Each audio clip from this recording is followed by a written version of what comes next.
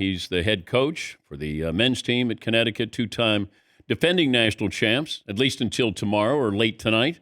Dan Hurley joining us on the program. Good to talk to you again, Coach. Did you watch the games, the semifinal games?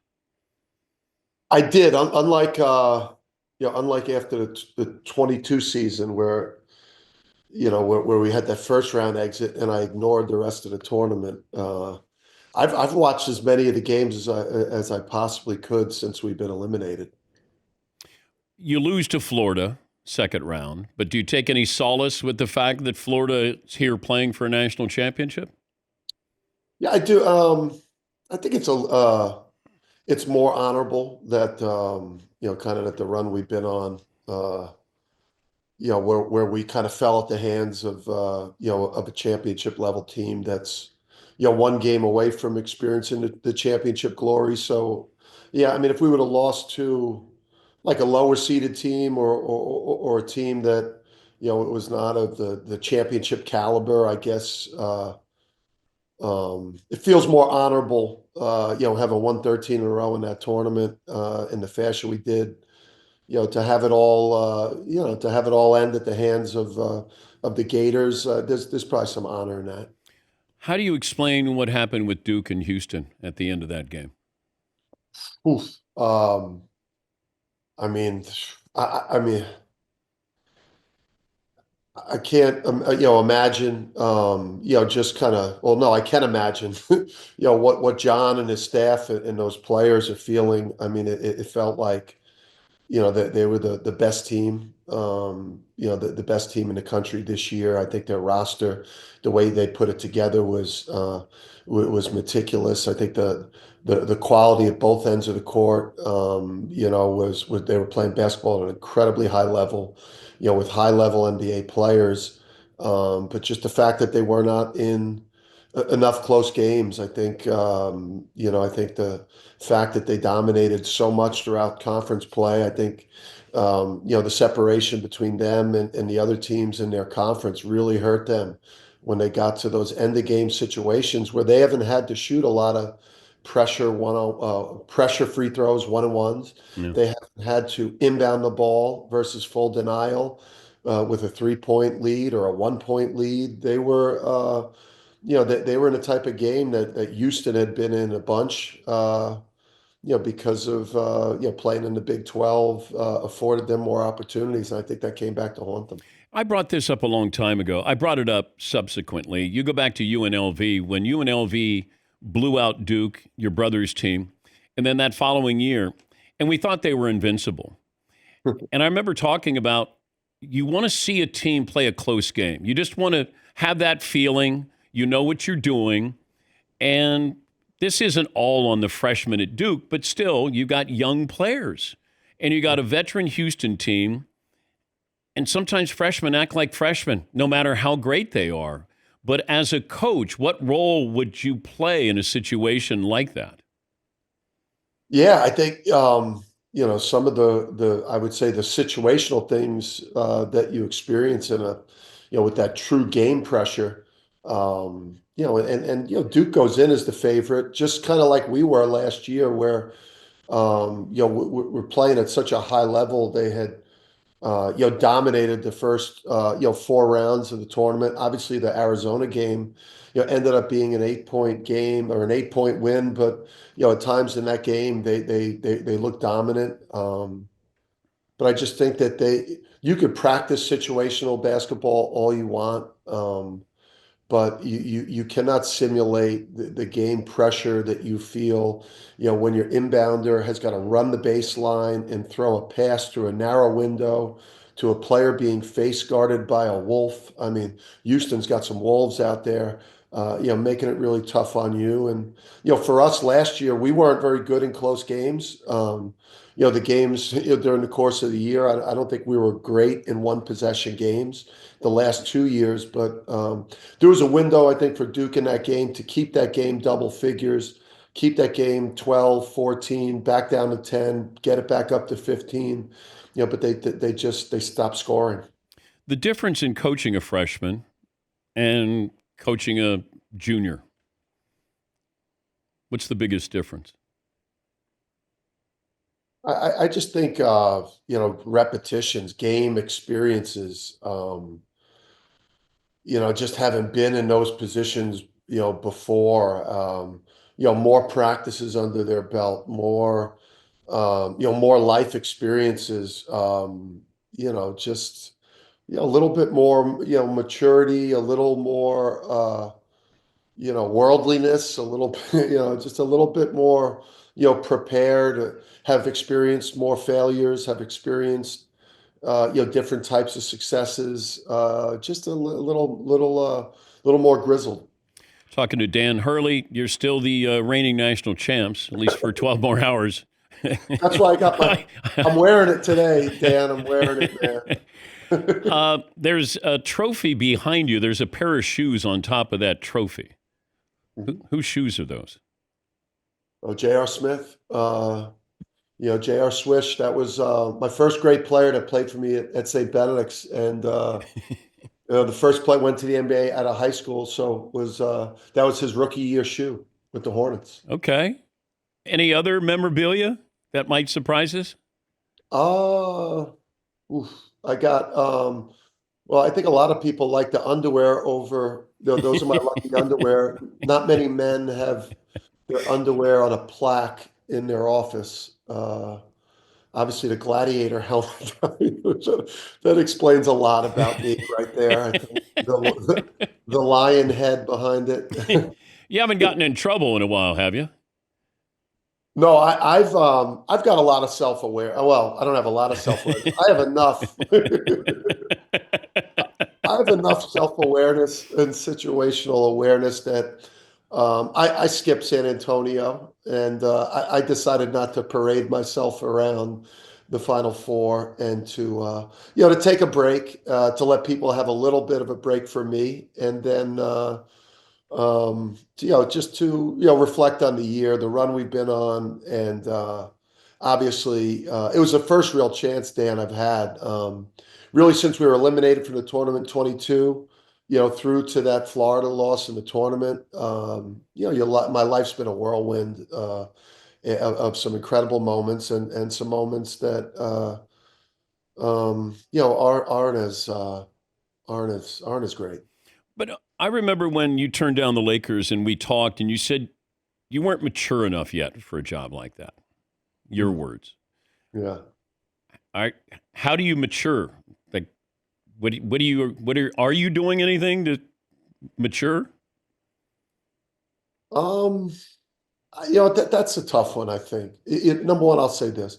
A lot of, I feel like the biggest mistake I made this year was not being able to, put together and develop a championship team. When I look at this year for me, that's the thing that I regret the most, is that I wasn't able to, to put together another team that could experience championship glory. Some of the things I think that, whether it's, my relationship with officials, or, some of the fan interactions, or the different things that come with me.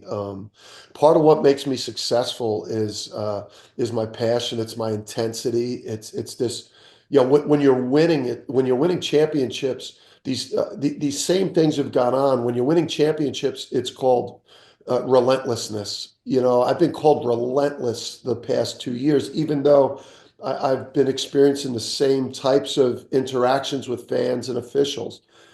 This year it's been called, immature. It's been called a lot of things because, my team isn't on top. I haven't changed a whole lot, that way. If you had a little earpiece and your wife was allowed to talk to you on the sidelines during a game, Hmm. how do you think that would go? I think that I'd be hearing, stop, shut up. Yeah, I mean, I would say that I think that my relationships with officials now, the Florida post game, I regret that one greatly. That was, There was literally one play call. There was one drive to the rim that I felt if we clearly got fouled on that would have kept that game at a two possession game. That was just, it was ringing in my mind, and it wasn't like multiple calls I felt were missed, Dan. It was just this one play that I could not get out of my mind as I was heading through that tunnel and as I saw the Baylor players. I deeply regret that. I mean, we missed a lot of open shots, and credit Florida and Clayton. I mean, that's they're championship level, but that one I regret deeply. I didn't believe that, and then that was embarrassing. When I look at other ones that were embarrassing, that I'm the best coach in the country, that was embarrassing. I wish somebody could have stopped me from having that moment. A lot of some of the fan interactions. I've got to get somebody I think that maybe could just walk me on and off the court. Maybe like college football has those guys that walk the coach to the other coach and then just get them off the court. Maybe I need to get somebody that could just, when the game ends, just get me on and off the court. Because I don't think that my in-game coaching, I want to change a lot because we've been really successful. But what is it about officials, though? I don't think it's as bad as it's made out to be. I've watched these other officials, and listen, I've earned you earn your reputation. I'm definitely a tough coach to officiate because I'm very demanding, and I value every single possession in the game because I know how important they are. But I've also modeled myself after maybe an older, generation of coaches. I'm just an intense coach, and I think I'm intense. In a very similar way to Coach Sampson tonight. I think if you watch Coach Sampson closely tonight, he's a very intense coach, and he's going to be very demanding of the officials. Well, you're like your dad, though. You would hate my father. I mean, everyone, and my dad, I No, think. I like being around your dad socially. When he puts his teeth in and we have a conversation. I enjoyed being around him. I don't know what we were watching, like I don't know, some sitcom, or not even a sitcom, it was some cop show when I went to his apartment in Jersey City. And I'm going, yeah, he seems really nice. He's just a nice guy. And then you hear these horror stories about how demanding your dad was. Yeah. Well, I mean, Dan, it's like you got to be able to separate the competitor, the combatant. But could you coach like this, like you are right now? No, You couldn't just be like, all it right. doesn't line up with our play style. It doesn't line Oh, up okay. with the intensity that we play with. It doesn't line up with how we attack the offensive glass, or how hard we play defensively. And it's not just me, it's our whole bench. I mean, we lead the country in warnings from officials to have everyone sit down. I mean, everyone on my bench is like out of pocket. Like it's just, we're an emotional program, we're a passionate program, and I don't think I'm going to change a whole lot of that. But I do, upon reflection, I think that the interaction with people not on my team, or I would like to probably have less of that. When do you walk down the hall to congratulate Gino? I guess I'm going to wait for maybe to sober up. I mean, I wouldn't remember. I talked to him last hour. How did he look? He looked like $1 million. Hair was combed. I mean, he looked like Gino. I mean, he. I mean, we text, we talk. We were texting before, all of his games, and I mean, he saved my season from completely unraveling in November. So I owe a lot to Gino, and What did he do?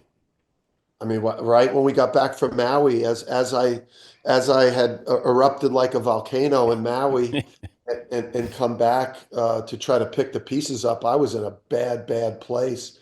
I was coaching angry. I was coaching frustrated. I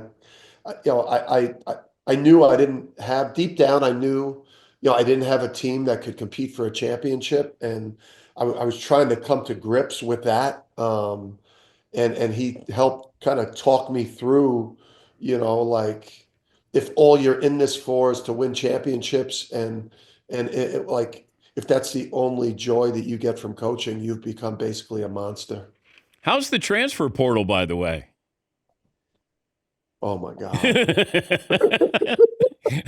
Like, yeah, I mean, like no one is, I mean, when I that Monday when you come to the realization that like literally no one is on your team, like that Monday. Because even if you're not in the portal, because it's now a lot of it is being conducted by agents. So even if you're not in the portal, you're in the portal because schools now, they reach out for the agent, and these agents are representing the players. So even if a player hasn't kind of formally gone in the portal, schools will now reach out for agents and make offers to players. That way indirectly. And a lot of deals, I guess, are agreed upon before players even go in, which is not the way that we do business. It's a mess. How many players are officially on your roster?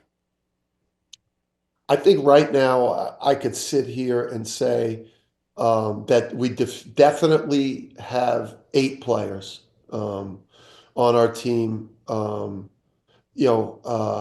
we could have as many as 10.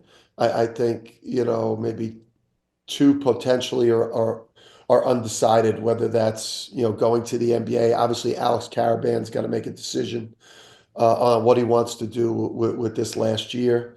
I'd imagine he'll be deciding at some point soon here, maybe this week. And then we have another player who's, deciding. So yeah, I mean, right now, and listen, it's better than it was, last week. I think there was a point where I think I felt like I had like one guy on the team, plus the high school guys, and we got 3 McDonald's All-Americans and a Tasmanian dude who I think is going to be really good. So we're excited about that. All right. If you need help in filling out the roster, like practicing, just let me know.